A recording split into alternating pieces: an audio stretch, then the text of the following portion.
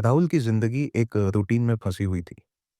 हर दिन उसकी सुबह जल्दी-जल्दी उठने, आधे अधूरे नाश्ते और फिर ट्रैफिक के बीच ऑफिस भागने में गुजरती थी। ऑफिस पहुंचते ही वह ईमेल्स और बैक टू बैक मीटिंग्स में उलझ जाता। लंच भी जल्दी-जल्दी अक्सर काम करते-करते ही हो जाता। शाम तक थकान और तनाव उसे पूरी तरह जकड़ लेते। घर लौटकर भी शांति नहीं मिलती थी। फोन नोटिफिकेशन, ऑफिस के पेंडिंग टास्क और सोशल मीडिया का अंतहीन स्क्रॉलिंग, सब कुछ जैसे उसे अंदर से खोखला कर रहा था। मैं दिन भर भागता रहता हूँ, लेकिन कुछ भी पूरा नहीं होता। न प्रमोशन, न खुद के लिए समय। आखिर मैं क्या गलत कर रहा हूँ? राहुल अक्सर खुद से सवाल करता। दोस्त की सलाह।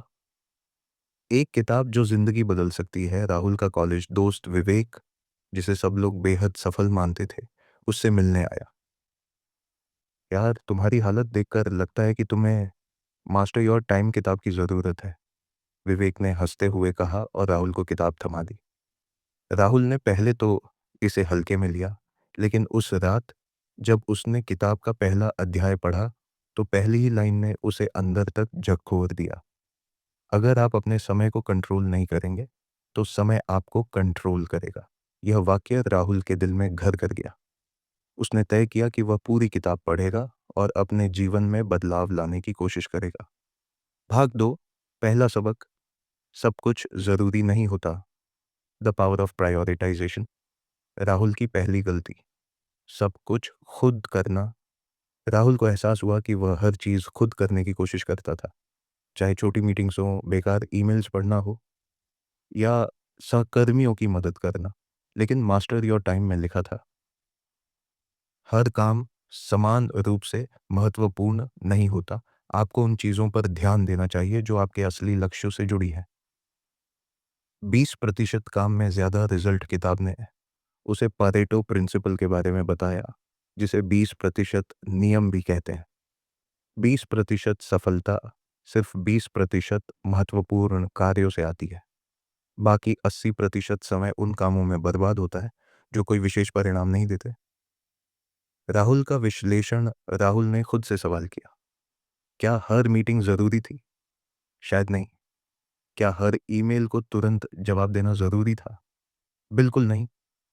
राहुल ने अपने सभी कामों की लिस्ट बनाई और देखा कि सिर्फ 5 से 6 कार्य ही असल में उसके करियर को आगे बढ़ा सकते थे। पहला बड़ा बदलाव, प्राथमिकताओं की लिस्ट बनाना। टू डू लिस्ट को 3 हिस्सों में बांटा। एक बहुत जरूरी काम 20%, जो असली सफलता लाते हैं। 2 जरूरी लेकिन टाल सकने वाले काम 30%, जिन्हें डेली नहीं करना पड़े। 3 कम जरूरी काम 50%, जिन्हें असिस्टेंट या ऑटोमेशन से संभाला जा सकता है। राहुल ने फोकस शिफ्ट किया।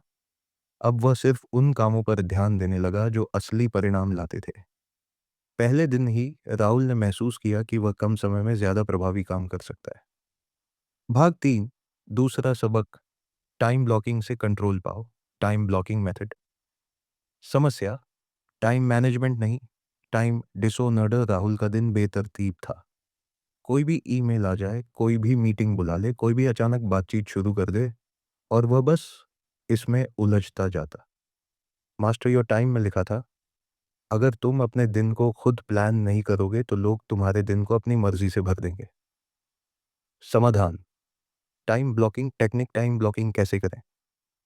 हर जरूरी काम के लिए एक फिक्स टाइम स्लॉट रखो। बेवजह लोगों से बात करने और सोशल मीडिया को लिमिट करो। टाइम टेबल को स्ट्रिक्टली फॉलो करो। राहुल का टाइम ब्लॉकिंग शेड्यूल सुबह 7 से 8 बजे, पर्सनल डेवलपमेंट, किताबें पढ़ना, एक्सरसाइज सुबह 9 से 11 बजे, सबसे महत्वपूर्ण काम प्रोजेक्ट प्लानिंग, डीप वर्क 11 बजे से दोपहर 1 बजे, ईमेल्स और कॉल्स दोपहर 1 बजे से दोपहर 2 बजे, लंच और ब्रेक दोपहर 2 बजे से शाम 5 बजे, क्लाइंट मीटिंग्स और रिपोर्ट्स 6 से 7 बजे शाम, relax time, family walk, no phone 8 से 9 बजे शाम, skill upgrade on strategy result. अब राहुल का पूरा दिन व्यवस्थित हो गया। बिना किसी चिंता के काम हो रहे थे और समय बच बच रहा था। भाग 4। तीसरा सबक, ना कहना सीखो। The power of saying no.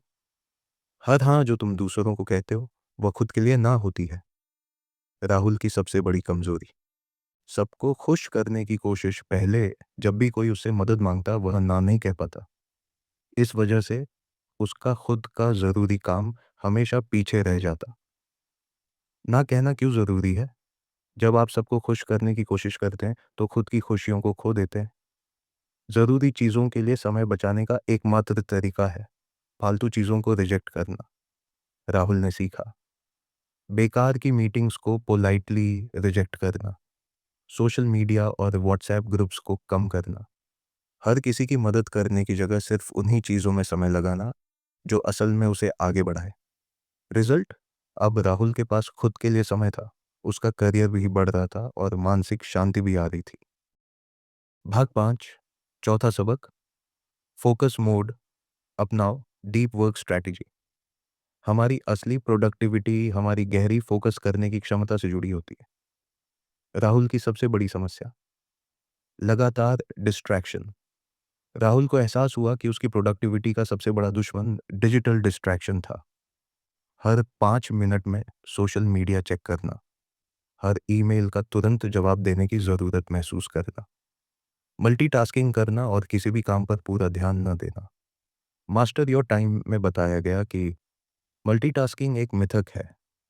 जब भी आप कई काम एक साथ करते हैं तो वास्तव में आपकी प्रोडक्टिविटी गिर जाती है। डीप वर्क के 3 नियम।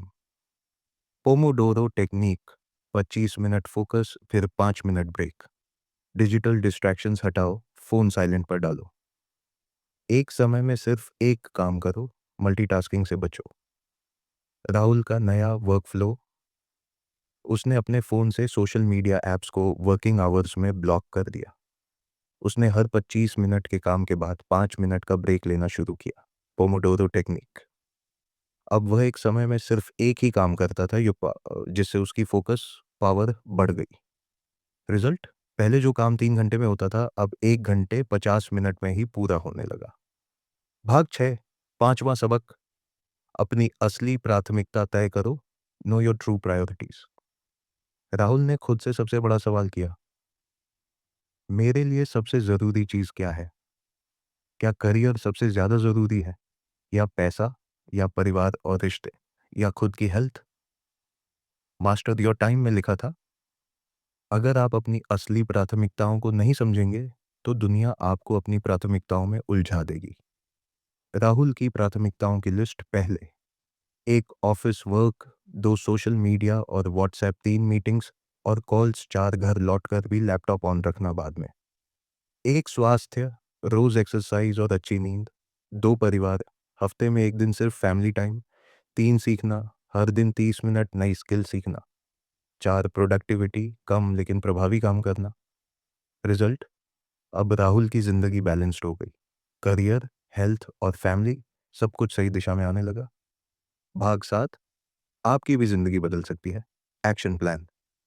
अगर आप भी राहुल की तरह हमेशा बिजी रहते हैं लेकिन असली सफलता से दूर है तो मास्टर योर टाइम के ये 5 सबक अपनाइए।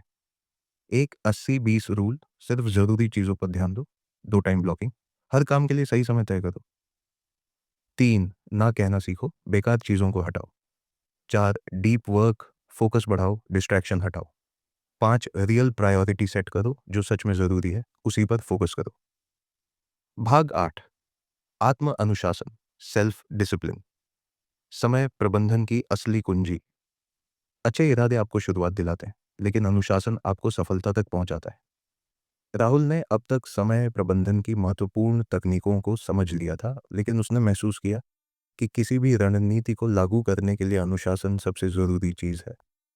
समस्या, सुबह जल्दी उठने की प्लानिंग करता था लेकिन अलार्म बंद करके फिर सो जाता था। एक्सरसाइज करने की सोचता था लेकिन आलस्य की वजह से टाल देता था। सोशल मीडिया कम करने का निर्णय लेता था लेकिन कुछ ही देर बाद फिर स्क्रॉलिंग शुरू कर देता था।